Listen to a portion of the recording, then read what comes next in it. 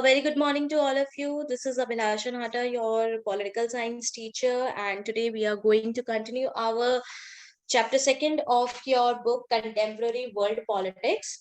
In our last class, I introduced this chapter to you. What was Berlin Wall and how it got destructed in the year 1989, and what we are going to study in this chapter. Okay, so our first topic is what was the Soviet system. In our last class, I also discussed about the Russian Revolution, which you had studied in your last class. Last classes, okay, Russian Revolution. So it started in the year 1917, and it was there till the year 1925. Okay, and some of the major causes of Russian Revolution was the weak leadership of Tsar Nicholas, and autocracy ruled by him, poor working condition for the labor, and the very important one is the influence of the Industrial Revolution. These was the main causes of Russian Revolution. And finally, in the year 1920, Bolshevik Communist Party established by Vladimir Lenin. He was the founder of the Bolshevik Communist Party. So first of all, Bolshevik means you can say Bolshevik and Menshevik. You already um, studied in your earlier classes. Bolshevik is something who are in majority. So Bolshevik Communist Party founded, and they follow the ideals of socialism. What are the ideals of socialism? So all the economic and political powers will be in the hand of the state or country only. Okay, so that are the ideals of the socialism. So finally, Vladimir Lenin found this Communist Party, and he abolished the institution of private property, and consciously designed society based on equality. And after that, the Soviet system centered around the Communist Party, and one party system was there. Okay. So after the Second World War, just look at the second paragraph of your book. After the Second World War, the East European countries that the Soviet army had liberated from the fascist forces came under the control of the USSR. Now, what is this fascist forces? Fascist forces, you can understand it by like fascist forces means um, dictatorship, just like dictatorship. Okay, it is defined as a government structure where one dictator has complete control over the entire country, and if someone opposes this dictator, he is opposed,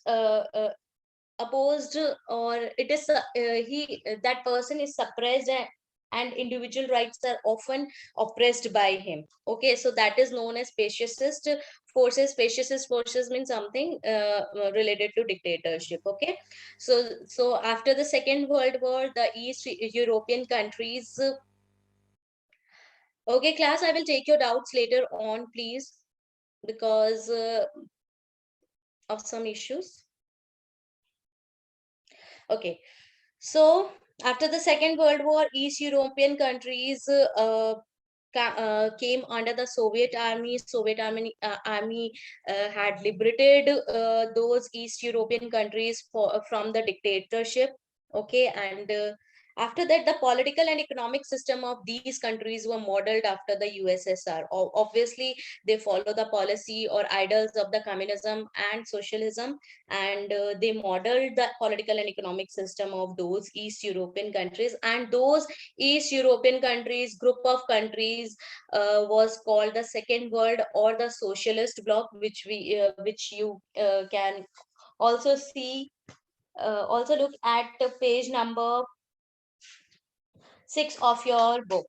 second world, first world, second world, and third world. Soviet bloc or second world. Okay, that Soviet Union, USSR countries are known as were known as Soviet bloc. So the Warsaw Pact, which was founded in the year 1955, the Warsaw Pact, that was a military alliance, held them together, and the USSR was the leader of the bloc. So those whatever those countries who came under the Soviet bloc, USSR, those were those countries who were the members of the second world, or you can say socialist bloc, is was ruled by the USSR. Okay. So now the Soviet Union became a great power after the Second World War. The Soviet economy was more developed than the rest of the world except for the US, because two superpowers were there, Soviet Union and the America. And Soviet economy was developed, more developed than rest of the countries except except the United States of America. So they had a very good communication networks, very uh, big energy resources. They have the resources like oil, iron and steel, machinery production, transport sector, that connected its remotest area मतलब ऐसी जगह जहाँ पे जाना बहुत मुश्किल हो जाता है, तो या फिर जहाँ पे बहुत कम लोग रहते हैं, like mountains or hilly areas, right, or deserted areas. So they had a very good transport sector that connected the remotest area of USSR or its members. It had a domestic consumer industry that produced everything from pins to cars. So industries developed very well there. Industries बहुत अच्छी थी, pin से लेके car से लेके, मतलब एक छोटे से पिन से लेके एक कार तक भी वहां पे क्या हो रहा था, डेवलप हो रहा था, प्रोड्यूस हो रहा था. सो बट बेटा यहाँ की जो क्वालिटी थी, जो वेस्टर्न कैपिटलिस्ट कंट्रीज थी या फिर ऐसी कंट्रीज जो अमेरिका के साथ में थी, उन कंट्रीज के कंपैरिजन में इनका जो प्रोडक्शन था इतना क्वालिटेटिव नहीं हो रहा था, बट फिर भी और जितनी कंट्रीज थी उनसे काफी अच्छा ये कर रहे थे, जो सोवियत ब्लॉक था, जो आप यूएसएसआर बोल दो. The Soviet state ensured a minimum standard of living for all the citizens, and the government subsidized basic necessities including health, education, childcare, and other welfare schemes. So class, as you all know कि Soviet state जो है, USSR जो है, क्या communism और socialism की policies को follow कर रहे थे. तो ये अपने सिटीजन्स को क्या कर रहे थे, एक बेसिक स्टैंडर्ड ऑफ लिविंग जो है प्रोवाइड कर रहे थे. गवर्नमेंट सब्सिडाइज का मतलब क्या होता है, something having a part of the cost of production paid in order to keep the selling price low. ठीक है, कि कोई भी एक प्रोडक्ट है उसकी प्राइस को कम रखने के लिए सिटीजन्स उससे इजीली परचेज कर सके, इसलिए उन्होंने क्या कर दिया, गवर्नमेंट कुछ पैसा दे देती है, that is known as subsidize. Okay. So government subsidized basic necessities including health, education, child care, and other welfare schemes. Okay. So there was no unemployment. State ownership was the dominant. Now just to underline this statement, state ownership was the dominant form of ownership. Land and productive assets were owned and controlled by the Soviet state. So what is the meaning of dominant? Dominant means something, someone having the controlling tendencies. Okay. So state was the dominant form of ownership. Land and productive assets, all those lands and all those areas where resources are there, like you can say जो oil industries थी जहाँ से oil mine हो रहा था, या फिर ऐसी इंडस्ट्रीज, माइनिंग इंडस्ट्रीज हो गई जहां से कोल प्रोड्यूस हो रहा है या आयरन प्रोड्यूस हो रहा है, या ऐसा कोई भी लैंड या प्रोडक्टिव असेट, सारा कंट्रोल उसका किसके पास था, स्टेट के पास था. और स्टेट के पास ही पावर थी, या फिर जितनी भी ओनरशिप थी वो सारी की सारी ओनरशिप किसके पास थी, स्टेट के पास थी.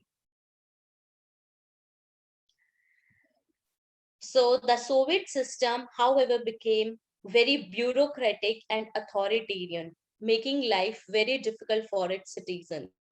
So Soviet system became very bureaucratic. Bureaucratic means something state के पास ही सारा कंट्रोल है. जो एग्जीक्यूटिव्स होते हैं आप उनको बोल सकते हो कि वो ब्यूरोक्रेटिक में आ रहे हैं. ठीक है.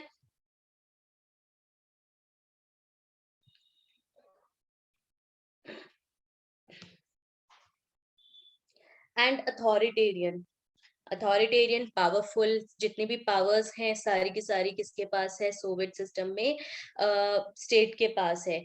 सो सिटीजन्स के लिए कहीं ना कहीं सिटीजन्स फ्री नहीं थे बोलने के लिए व्हाट दे वांट, और उनको अब क्या चाहिए अपनी गवर्नमेंट से, वो कैसे लाइफ जीना चाहते हैं.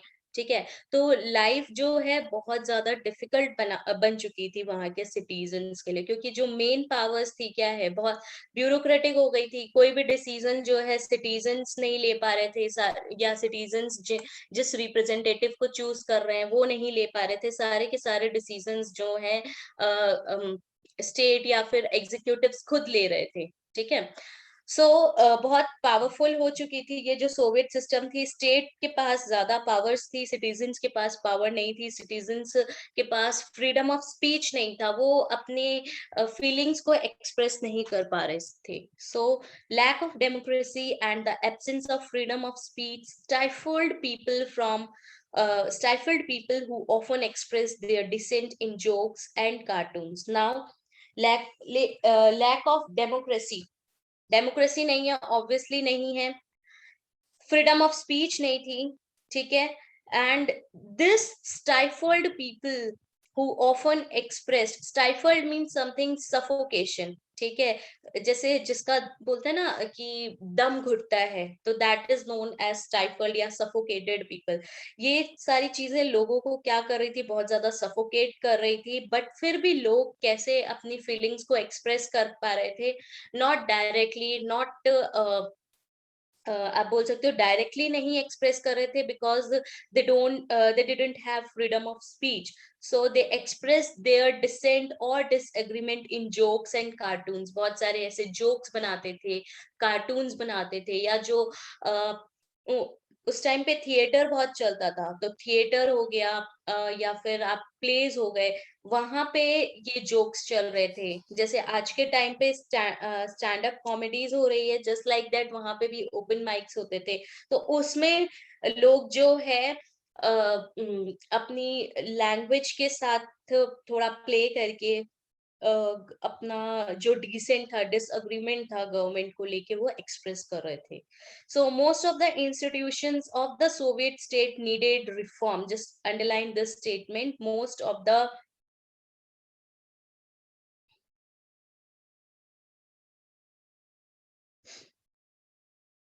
Most of the institutions of the Soviet state needed reform.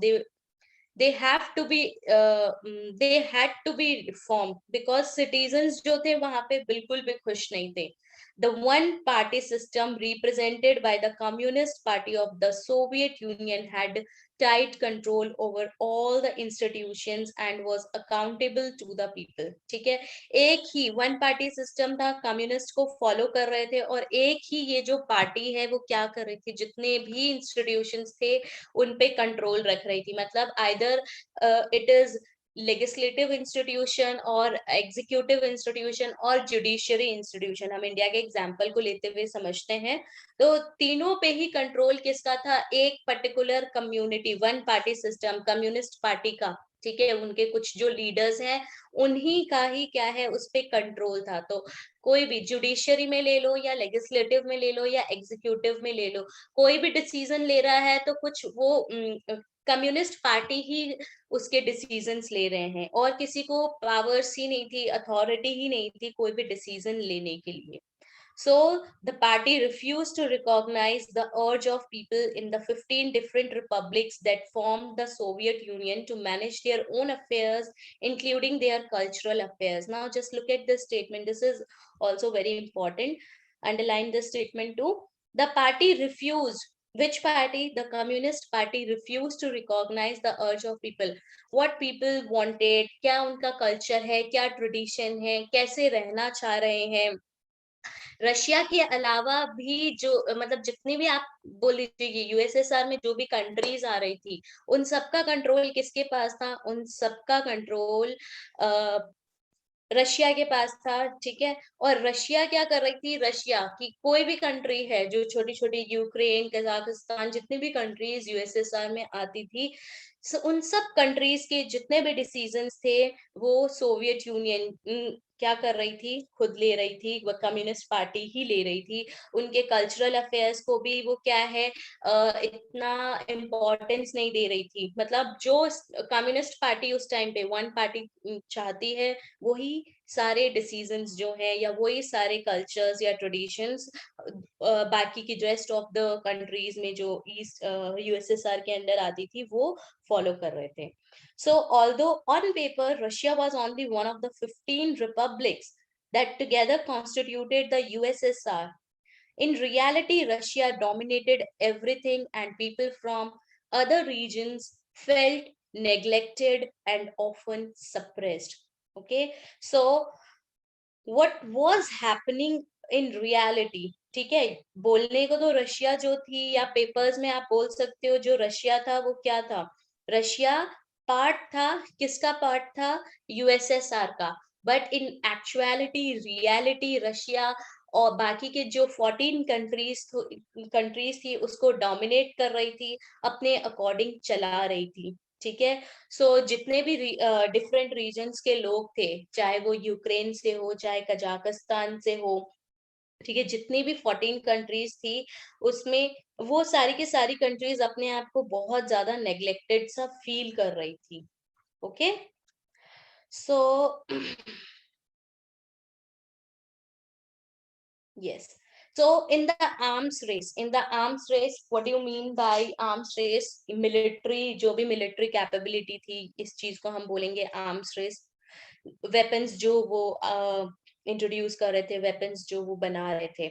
So the Soviet Union managed to match the US from time to time, but at great cost. ठीक है, अब सोवियत यूनियन वेपन्स को produce कर पा रहे थे, ठीक है, यूएस के साथ कंपटीशन दे पा रहे थे, बट उसका कॉस्ट उसको बहुत ज्यादा पड़ रहा था। ठीक है, कि वो मतलब इजीली उसको नहीं डेवलप कर पा रहे थे या प्रोड्यूस कर पा रहे थे।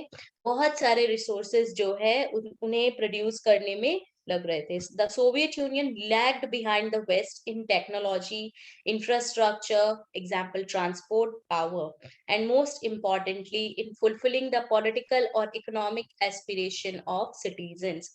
अब देखिए, सोवियत यूनियन जो है वेस्ट से, अमेरिका से, या जितने भी आप बोल सकते हो नाटो पावर्स, नाटो मेंबर्स थे, उनसे किस चीज में वो पीछे रह रहे थे? फर्स्ट ऑफ ऑल टेक्नोलॉजी में, इंफ्रास्ट्रक्चर में डेवलपमेंट हो रहा था, ट्रांसपोर्ट डेवलप हो रहा था। ये सारी की सारी चीजों में बहुत ज्यादा सोवियत यूनियन वेस्टर्न कंट्रीज से लैग लैग बिहाइंड कर रही थी, पीछे रह रही थी। और मोस्ट इम्पोर्टेंटली वेस्टर्न कंट्रीज जो है, ठीक है, यूएसए जो है कैपिटलिज्म को फॉलो कर रहा था। तो कैपिटलिज्म क्या कर रहा था? अपने सिटीजन्स के एस्पिरेशन को फुलफिल कर रहा था। सिटीजन्स कैसे रहना चाह रहे हैं, वो डेमोक्रेटिक थे, ठीक है, तो अपने सिटीजन्स के एस्पिरेशन को वो क्या कर पा रहे थे? फुलफिल कर पा रहे थे। The Soviet invasion of Afghanistan in 1979 weakened the system even further. Now, first of all, I would like to give you little bit idea about कि अफगानिस्तान जो कोल्ड वॉर के टाइम में अफगानिस्तान का जो वॉर हुआ था, सोवियत अफगान वॉर, जो 1979 से 1989 तक रहा था। तो ये जो कॉन्फ्लिक्ट था बेटा अफगानिस्तान और सोवियत का, ये कॉन्फ्लिक्ट था कि किसके बीच में? अफगानिस्तान की जो डेमोक्रेटिक रिपब्लिक ऑफ अफगानिस्तान आप बोल दीजिए, जो गवर्नमेंट है, और सोवियत है, उन दोनों के साथ जो इंसर्जेंट ग्रुप थे उनको मुजाहिदीन बोला जाता था। ठीक है, मुजाहिदीन। तो जो जिसे यूएसए सपोर्ट कर रही थी। एक इंसर्जेंट ग्रुप था। इंसर्जेंट ग्रुप क्या होता है बेटा? जो एक्टिवली रिवॉल्ट्स करते हैं ना। अब हर एक कंट्री में कोई ऐसा ग्रुप होता है जो गवर्नमेंट के अगेंस्ट बोलता है। मोस्टली हर एक कंट्री में ऐसा हमें देखने को मिला है, मोस्टली डेमोक्रेटिक कंट्री में। तो अफगानिस्तान में जो ये एक्टिव ग्रुप था, जो इंसर्जेंट ग्रुप था, जिसको हम मुजाहिदीन बोलते हैं, और उस मुजाहिदीन को मुजाहिदीन ग्रुप था और एक माओइस्ट ग्रुप था। ठीक है। इन दोनों के अगेंस्ट में सोवियत और डेमोक्रेटिक रिपब्लिक ऑफ अफगानिस्तान, मतलब अफगानिस्तान की गवर्नमेंट के बीच में क्या हुआ था? वॉर हुआ था। ठीक है। तो ये 1979 से 1989 तक रहा था, ये जो रिवॉल्ट था। ये जो सोवियत इन्वेजन था अफगानिस्तान का, इसने क्या किया था? सोवियत यूनियन की जो अथॉरिटी थी, पावर थी, उसको और ज्यादा वीक कर दिया था, और ज्यादा डिक्लाइन कर दिया था। ऐसे ही यूएसए से बहुत ज्यादा पीछे चल रहा था सोवियत यूनियन। कंपटीशन नहीं दे पा रहा था बहुत सारी चीजों में। बट ये जब अफगान वॉर हुआ, सोवियत अफगान वॉर, उसके बाद ये जो सिस्टम था, सोवियत यूनियन जो था और ज्यादा वीक हो चुका था। सो though wages continued to grow, productivity and technology fell considerably behind that of the West. This led to shortages in all consumer goods. Food imports increased every year. The Soviet economy was flattering in the late 1970s and became stagnant. और अब क्या हो रहा था? धीरे धीरे क्या हो रहा था कि वेजेस तो, जो कंज्यूमर सिटीजन्स हैं, उनकी वेजेस तो इंक्रीज हो रही थी। ठीक है। बट जो प्रोडक्टिविटी थी या टेक्नोलॉजी थी, वो उतनी ज्यादा प्रोड्यूस नहीं हो पा रही थी, उतनी ज्यादा अच्छे से मैनेज नहीं कर पा रहे थे। अब वेजेस तो बहुत अच्छी दे रहे थे वो अपने सिटीजन्स को, बट प्रोडक्टिविटी और टेक्नोलॉजी जो है वो क्या हो रहा था? वो वेस्ट के कंपैरिजन में बहुत ज्यादा पीछे चल रहा था, कंसिडरेबली। वो आप बोल सकते हो कि बहुत ज्यादा पीछे थे। एंड इससे क्या हुआ? कंज्यूमर गुड्स में शॉर्टेजेस आने लग गई। फूड इंपोर्ट्स इंक्रीज हो गए। अगर किसी कंट्री में फूड इंपोर्ट्स इंक्रीज हो रहा है, तो वो कंट्री लाइक आप बोल सकते हो कि मोस्टली डिपेंडेंट है। आप अगर कोई कंट्री अगर मिनरल्स को या फिर आप बोल सकते हो गोल्ड को इंपोर्ट कर रहा है, तो आप ये नहीं बोलोगे कि वो कंट्री कहीं ना कहीं डेवलप नहीं कर रहा है। बट अगर एक कंट्री को फूड की सप्लाई लेनी पड़ रही है दूसरी कंट्री से, तो इसका मतलब है कि उस कंट्री में जो लोन होगा, या फिर आप बोल सकते हो कि एक बहुत बड़ी डिपेंडेंसी दूसरे कंट्रीज में आएगी। And the Soviet economy was flattering in the, अब धीरे धीरे जो सोवियत इकोनॉमी है, वो उसकी जो अथॉरिटी है वो धीरे धीरे कम होने लग गई। धीरे धीरे नीचे जाने, फ्लैटरिंग मीन समथिंग डिक्रीजिंग। ठीक है। धीरे धीरे डिक्रीज होने लग गई। एंड एक टाइम ऐसा आया था कि वो सोवियत इकोनॉमी जो है मोशनलेस हो गई थी। ठीक है। स्टैग्नेंट का मतलब है मोशनलेस, कि वो बिल्कुल भी कुछ ग्रो नहीं कर रही थी। मतलब जो टेक्नोलॉजीज उन्होंने डेवलप की है, बस उन्होंने उतनी ही टेक्नोलॉजीज को डेवलप कर लिया। बाकी कुछ ज्यादा कुछ वो इंक्रीज नहीं कर पा रही थी, उसी पेस में वो चली जा रही थी। ठीक है। कुछ ग्रो नहीं कर रही थी वो। So this is all about the Soviet block class. I hope you all understood this concept very carefully. So if you guys have any doubt now regarding this portion, you can ask me.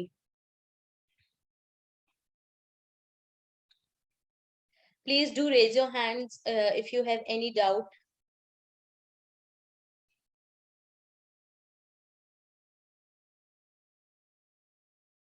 Okay, I hope you all understood this concept very carefully.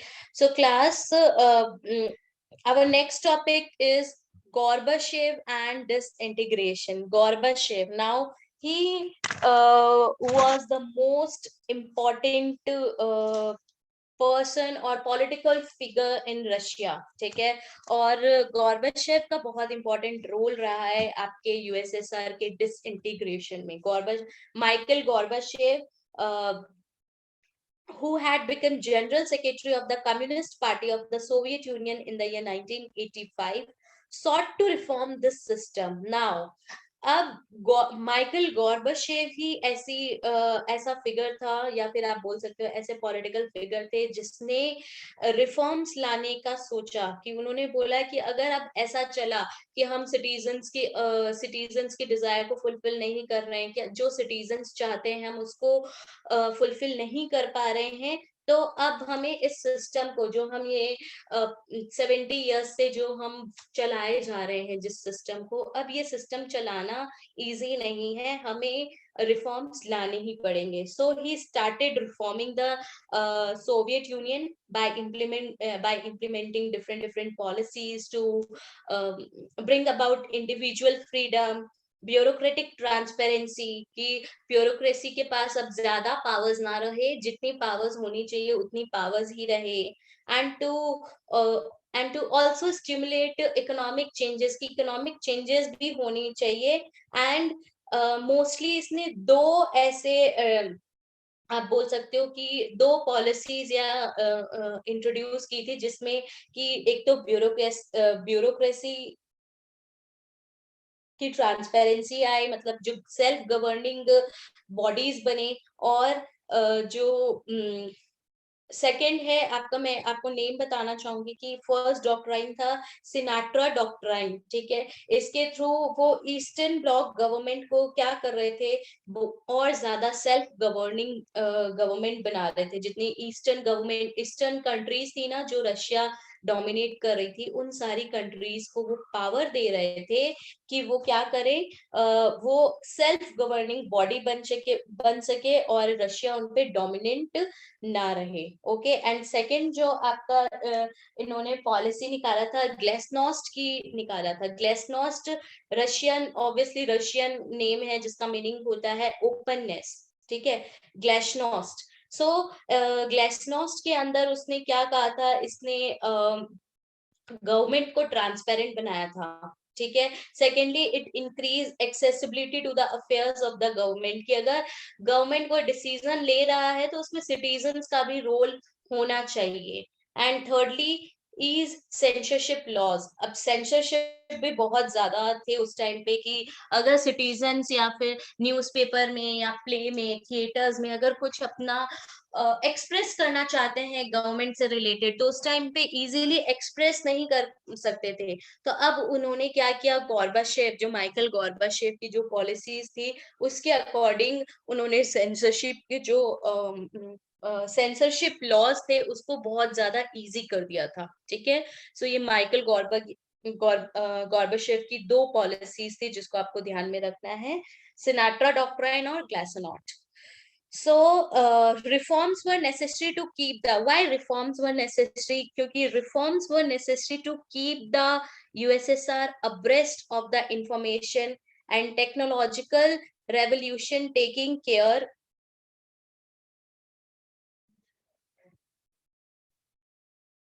technological revolutions taking place in the West.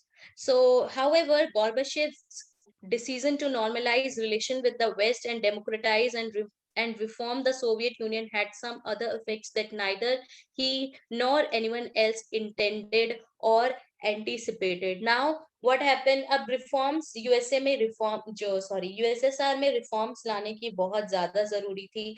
So USA क्या कर रहा था, side by side अपनी information और technological revolutions जो थे waste के comparison में उसको इंक्रीज करने की कोशिश कर रहा था. वहां से इंफॉर्मेशन आती जा रही थी कि यूएस क्या क्या टेक्नोलॉजी कर रहा है, तो हम भी उनसे कंपेयर करें.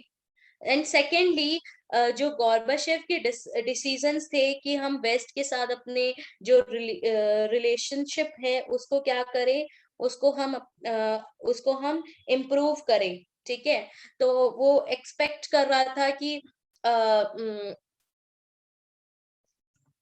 normalize relation with the West and democratize and reform the Soviet Union had some other effects that neither he nor anyone else intended or anticipated. अब देखिए, गॉर्बाचेव रिफॉर्म्स तो लाना चाह रहा था कि सिटीजन्स को थोड़ा इजीनेस मिले, या गवर्नमेंट ट्रांसपेरेंसी हो, या फिर जो ईस्टर्न ब्लॉक कंट्रीज है उनको थोड़ी सेल्फ गवर्निंग गवर्नमेंट मिल जाए, सेल्फ गवर्निंग पावर्स मिल जाए।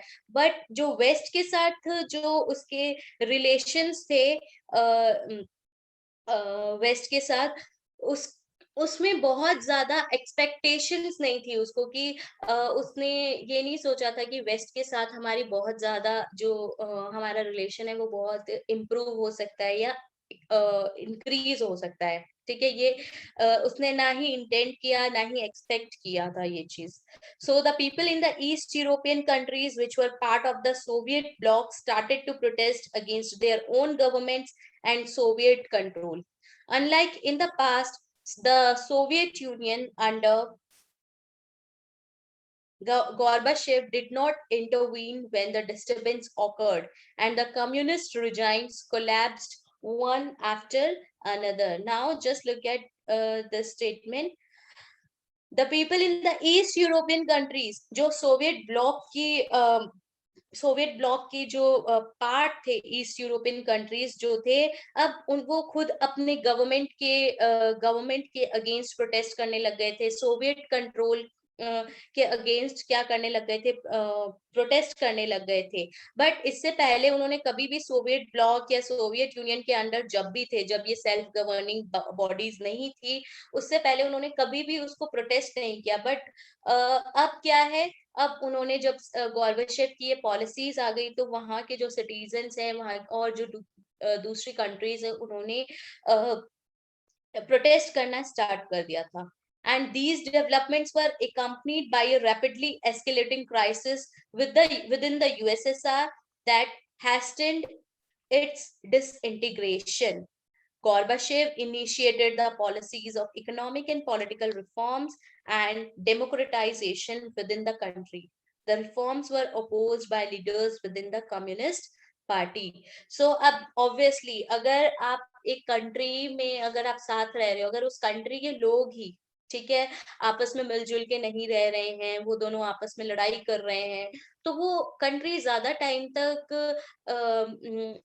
वो डेवलप नहीं कर सकती, और वो ज्यादा टाइम तक यूनिटी में नहीं रह सकती। आप एक छोटी फैमिली का भी एग्जांपल ले लो कि अगर घर में लड़ाई चलती रह रही है, दो भाई है, दोनों लड़ते रहते हैं, ठीक है, तो वो बहुत टाइम तक साथ में नहीं रह सकते हैं, वो अलग थोड़े टाइम में वो अलग हो जाते हैं। तो जस्ट लाइक दैट, अब यूएसएसआर और उसकी जो कंट्री थी, और जो सोवियत ब्लॉक की जितनी भी मेंबर कंट्रीज थी, उनके बीच में क्या है, अब प्रोटेस्ट होने लग गया था। तो अब इससे क्या हुआ, यूएसएसआर में क्राइसिस इंक्रीज होने लग गए थे, जो डिसइंटीग्रेशन है बहुत ज्यादा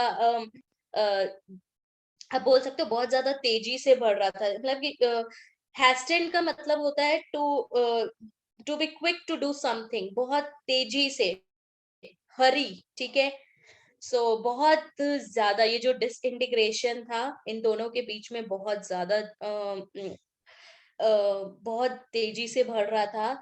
Gorbachev initiated the policies of economic and political reform and democratization within the country. The reforms were opposed by leaders within the Communist Party. अब obviously कम्युनिस्ट पार्टी के आइडल से काफी डिफरेंट थे जो गॉर्बाचेव की ये सिनाट्रा डॉक्ट्राइन और ग्लासेनोड doctrine, जितने भी ये इकोनॉमिक और पॉलिटिकल रिफॉर्म्स थे।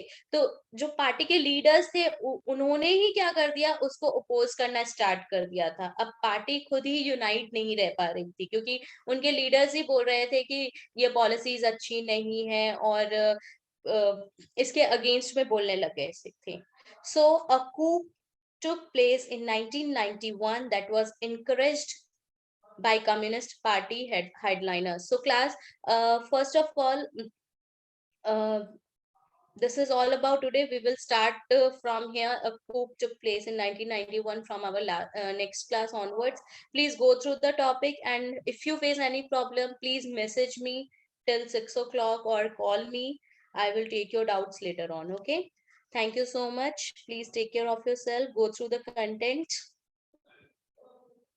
Take care. Bye bye.